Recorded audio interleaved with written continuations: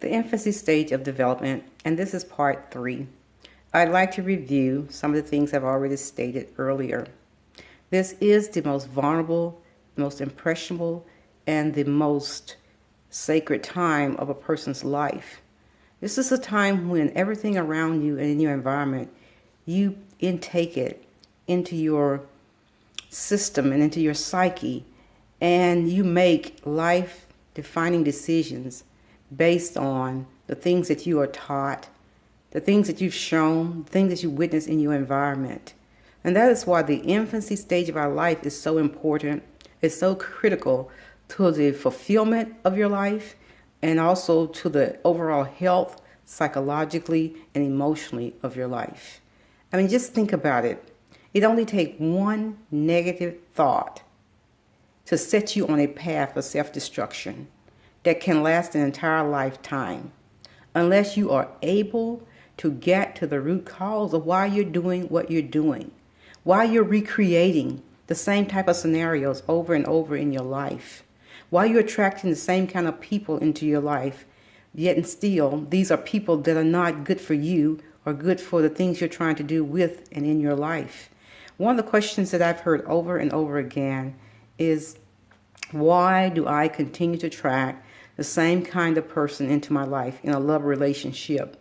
And that's a very important question, because the one thing that all of us want is love and to be loved.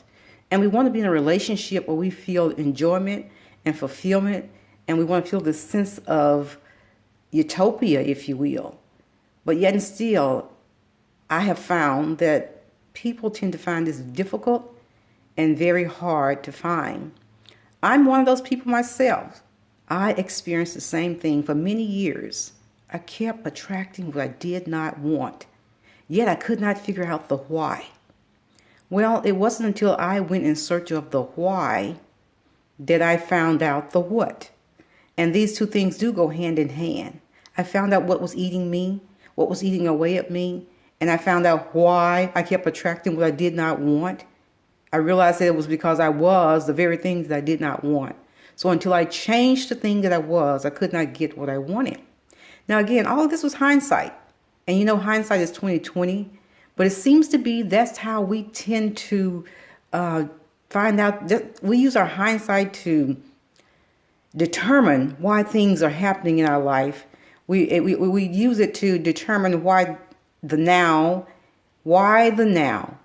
And we're looking back at what happened to determine why things are going the way they're going. We look at the past to determine the unfoldment of the now.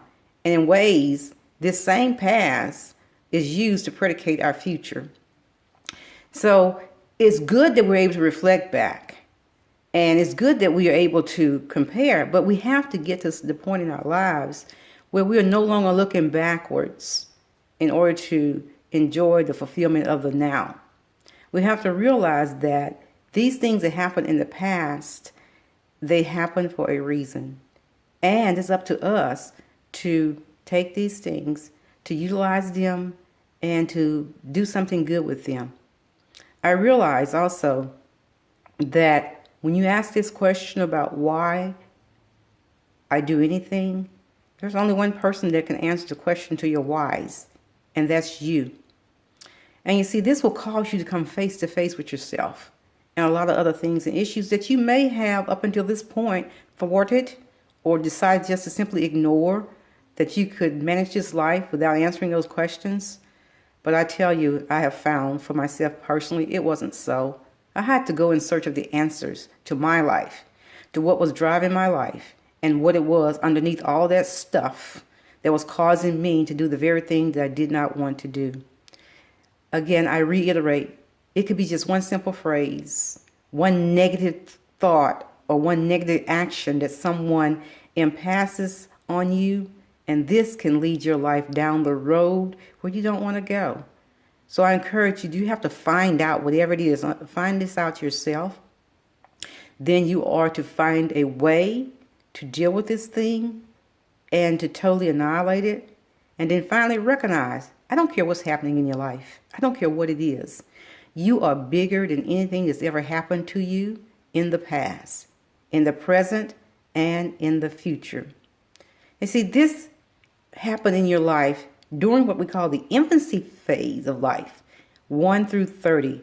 If you just think about all the decisions that you've made between the age of 1 through 30, you will realize if you do a regression analysis, and all that means is that you go back in time and you review the things that you've done, and you look at the same or the similar catalyst that's driving each situation, and then you'll find out why you're acting, behaving, or responding in the way that you are, and why life is giving you the things that you don't want, or maybe even in many cases the things that you do want.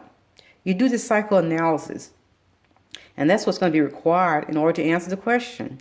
And that's just simply a self-journey, the journey to self-awareness, where you begin to understand more about who you are as a human being, and you learn how you relate to the world around you. But in doing so, you have to assemble, you assemble, much of this stuff has already been assembled during that first 30 years of your life. You have to assemble the data that has occurred, and then you have to assess it from all angles, every way possible that you can think of: how, why, what, when, where. And then finally, you need to come to terms with the source of the actions.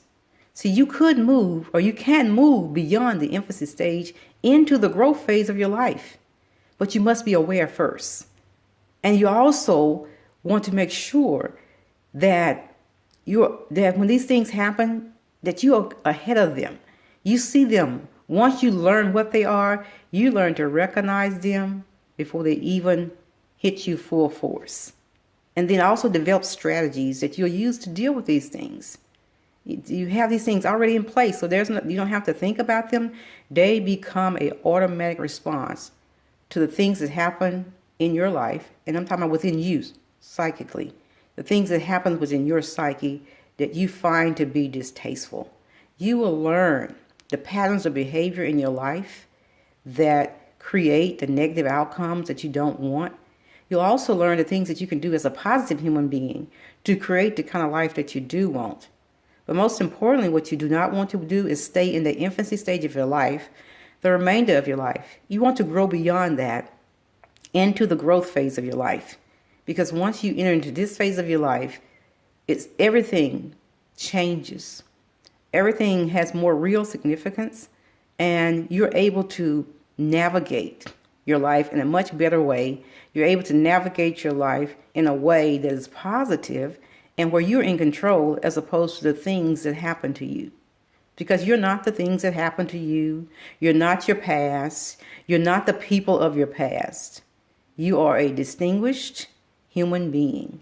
You are a divine right spirit. And you have a right to happiness, to joy, to peace, and to every good thing that the universe has to offer. It is yours in abundance. And I just want to encourage you to grow up and grow out of your infancy stage. Looking forward to your growth phase of life, because this is when you're going to fully explore things that have more meaning to you. And you'll have a better life. Not only you, but those around you.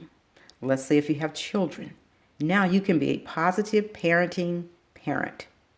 You can be the kind of parent that can sit down and have real meaningful conversations with your children, because you are no longer operating in the infancy stage. You're operating in the growth phase of your life, and you're operating as a mature adult, as opposed to an adult, one that is injured, one that is suffering.